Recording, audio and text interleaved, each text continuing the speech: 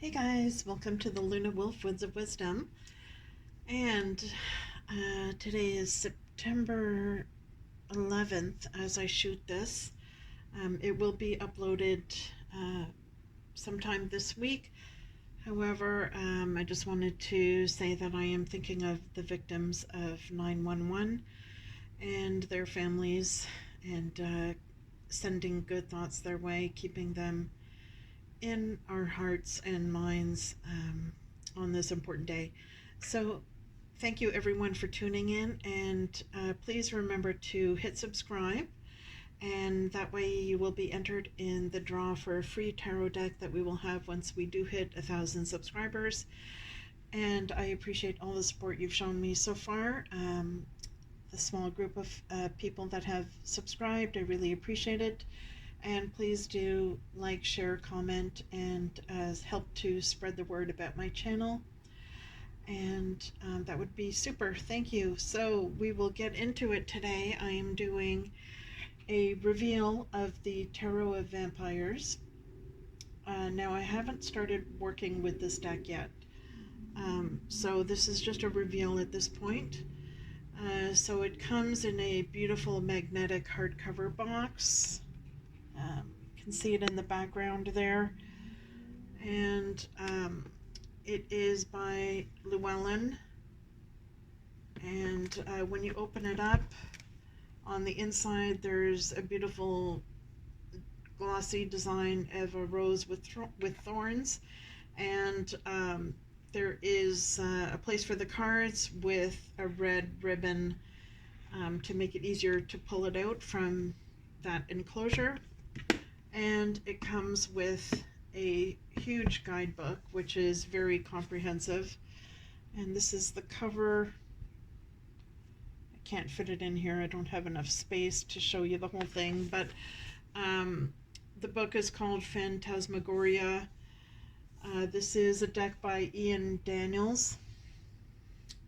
I'm not sure if he's done other decks besides this one. But I can tell you that the book looks amazing with all the information that's in here. So the book is approximately 300 pages, and there are no pictures of the cards in the book, so it's chock full of information. So you're really getting your money's worth with this package. And let's see, for each card there is a message and quality, and there is the alchemy. So for example, the fiery aspect of earth, and then there's a section for kindred spirits. So this is other cards that would blend well with the card in question. And then there's the essence of the card. So there's keywords, and there's also the shadow meaning as well. And let's see if there's any spreads here.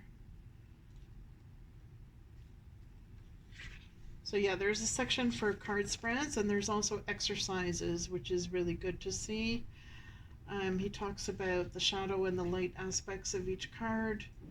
He gives reading tips and guidelines. And there's several spreads that are related to the theme of the deck, so that's always good to see. I like that. And exercises, so that's really good. And then there's a section called personal card portraits.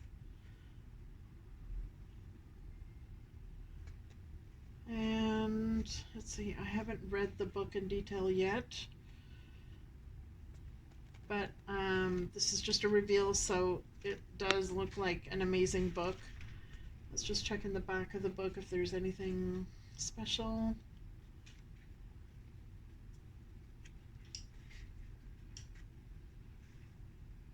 No, there's nothing in particular in the back. So in the front of the book, he does get into talking a bit about the Kabbalah and the Tarot.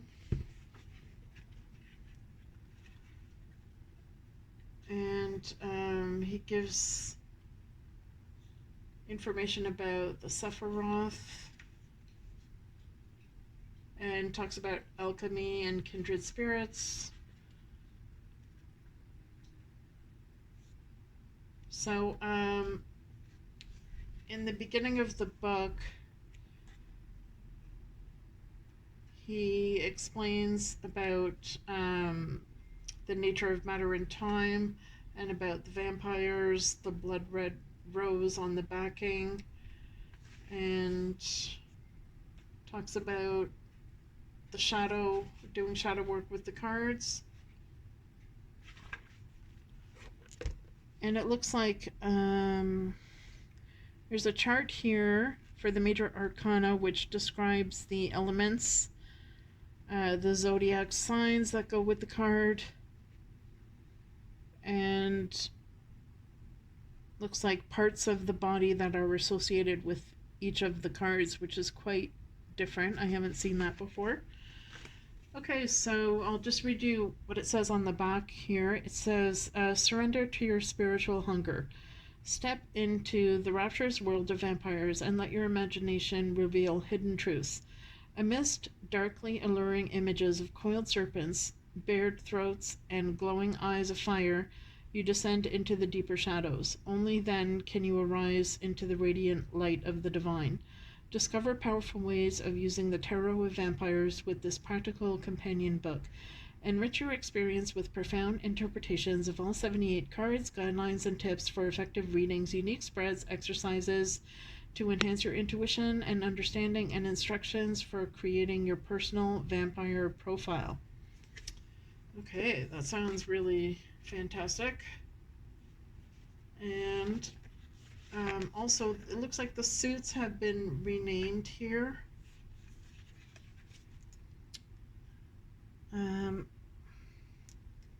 So there's skulls, there's grails, scepters, and knives. So the skulls would be like the pentacles, the grails would be the cups, the knives are the swords, and the scepters are the wands. Alright, so let's go through the cards themselves. And I'm not going to spend too much time on each of the cards. This is the backing. So it's got this beautiful rose design with the thorns there. And there's some very faint grayish colored roses here in the diagonal corners. So if you look very closely at the rose, you're going to realize that the cards are not exactly reversible, because if you turn it in the other direction, the rose is facing the other way. So here we can see the rose is facing left, and here the rose is turned towards the right. So it's not exactly reversible, although it's pretty close to it. And I think you would have to look closely to really recognize the difference. The cardstock is a little bit on the thin side, but it's flexible, and it would be easy to shuffle. I prefer my cards a little bit thicker, but that's fine. In terms of the size of these cards compared to the standard Rider-Waite-Smith, so the cards are just, oh, okay, it's about the same width, but it's just a little bit smaller than the standard tarot card. And considering how beautiful the artwork is, I think for these cards it would be nice to have them a little bit bigger, but it is a good size for small hands or medium hands with this deck, so not complaining. So I'll do a quick flip through here.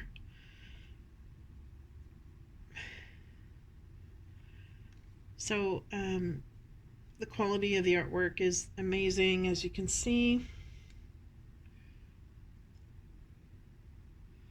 I think, of course, it's going to appeal to people that are into vampires, but I think even people who aren't are going to still appreciate the quality of the artwork.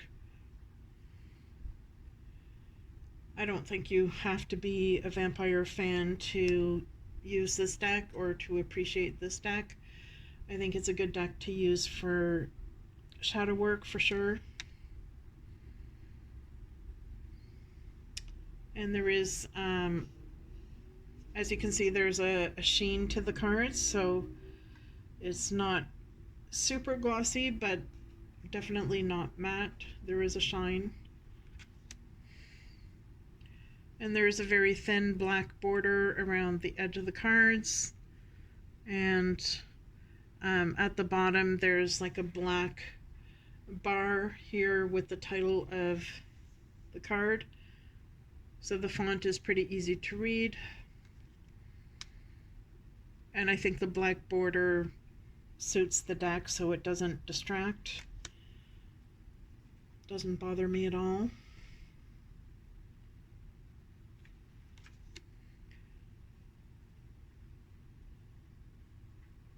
So I think with the guidebook being as detailed and informative as it is, I think even beginners would be able to use this deck, although I think it's more geared to intermediate to advanced level tarot readers. But I guess because the way that these suits are renamed, and also once we get into the suits, the court cards have been renamed as well, so that does take some getting used to for beginners. But I think once you get the hang of it, you're going to enjoy working with this deck. And I have heard a lot of positive things about this deck from other people that have it. I think the artwork is close enough to Rider-Waite-Smith, but it still keeps a refreshing, unique perspective with the artwork that makes it interesting and diverse enough to use that you don't get bored using it. It's nice to have images in the artwork that are a little bit different than the standard Rider-Waite-Smith, and it's nice to have a deck that's a little bit challenging to use.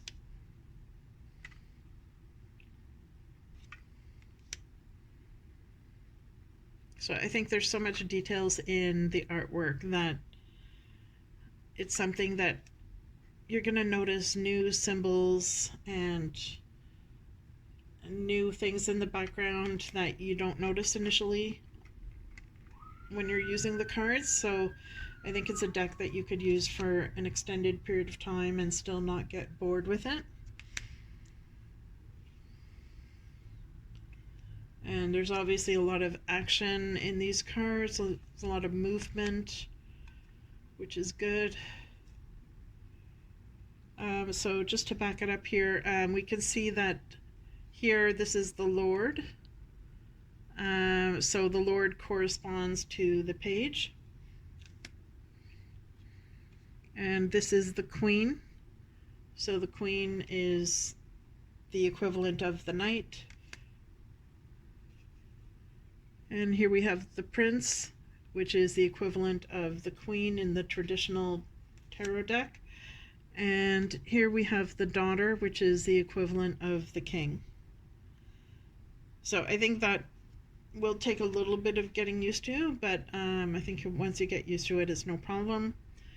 So here we have the Ace of Grails, which is the Cups suit.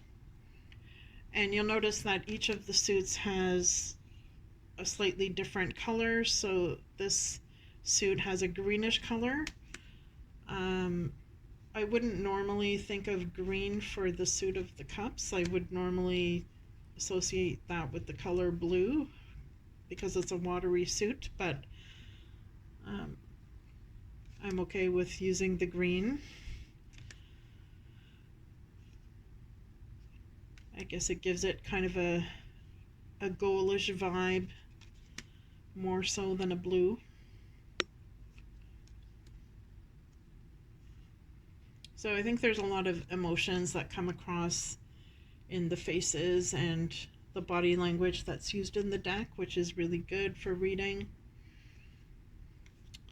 There are some animals in this deck, like snakes.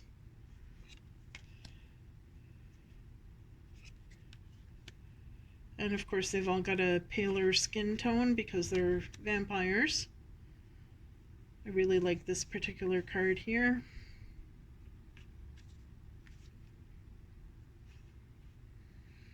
So of course there's crows in the deck as well.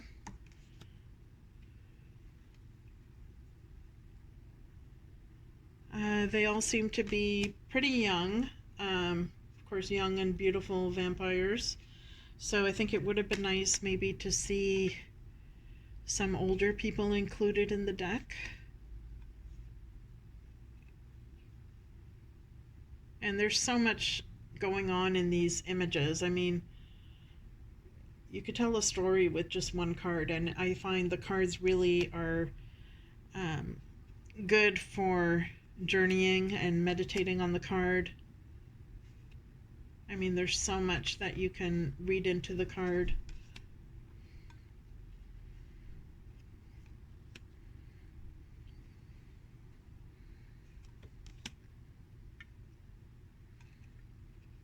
I love this one. So much emotion there.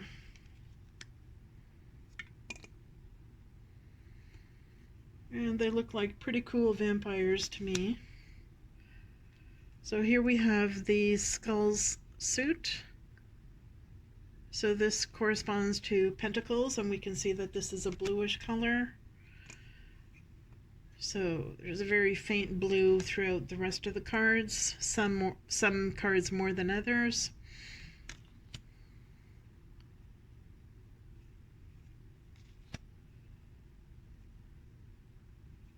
So we can see there's some themes of domination and submission going on.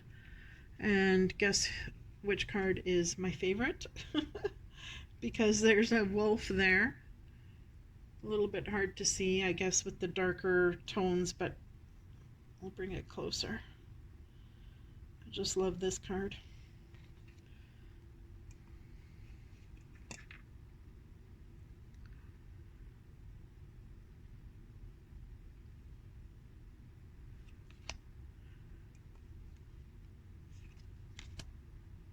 So I love the moons in the cards. I mean, the artwork is just amazing. Hats off to the artist. And of course the vampires have tattoos because they're cool vampires.